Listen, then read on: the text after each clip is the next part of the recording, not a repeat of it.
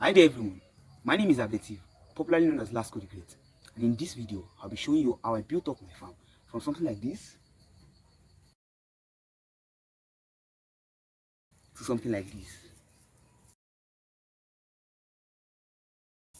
Watch till the end and trust me, you'll be amazed.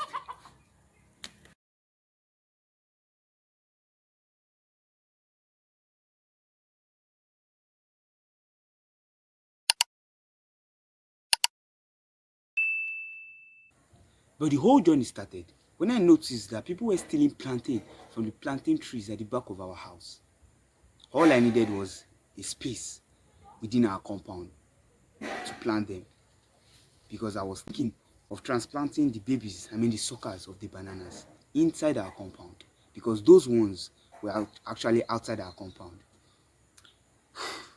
But the issue I had was space. There wasn't space. The space we had inside our compound was actually used to rear sheep and goats. But the opportunity came when we decided to move the sheep and goats to another place. So the first thing I did was ask my dad for help. So I told him, since he is someone who knows about it, told him, can he help me out in carving some of the suckers of the bananas and transplanting them into our house? The space beside it. So and he accepted and we did it, and at the end of the day we actually carved out about 37 suckers of bananas which we planted. So after we did everything, we planted everything, and at the end of the day most of them died. Only about 7 of them survived. I wasn't really feeling bad because I knew I could actually expand those 7. What really happened was that goats entered and they ate most of them. That was why they died. So what I did was I made a goal to actually multiply those 7. I started bringing them up, watering them and clearing the bushes around them. After a while, they started growing.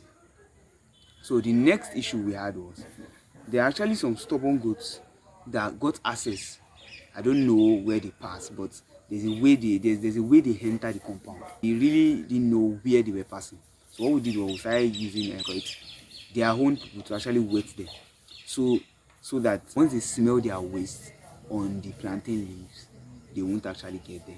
They won't eat it. After a while, it got to a point that I had to go to school, and there was really nobody to actually take care of it. So I told people at home that anything they can do anytime they are free, because bananas don't really have issues as long as they are already grown. They don't really have issues. You get?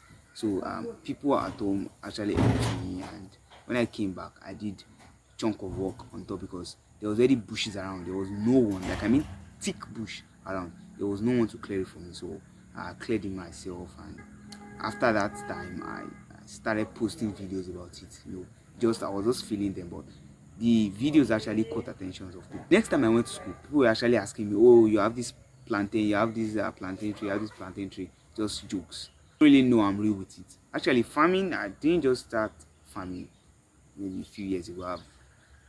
I've been used to farming since I've been young. So to cut the long story short, from those 7 suckers that I transplanted, they grew well and they actually brought out babies.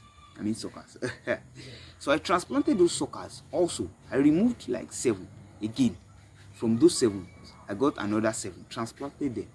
So from there, I started transplanting them. So currently, I have about 15 plantain trees standing alone and about 40 young ones, their babies, around them. Reaching this point wasn't luck. It was through the right attitude, persistence, and consistency. With those 3 things, I was able to take my farm from nothing to something. And now I'm still planning to expand it a little.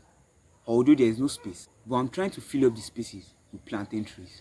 And that's the story about how I built my farm from nothing to something. Thank you for following this video till the end. And remember, whether you think you can or you think you can't, you are both usually right.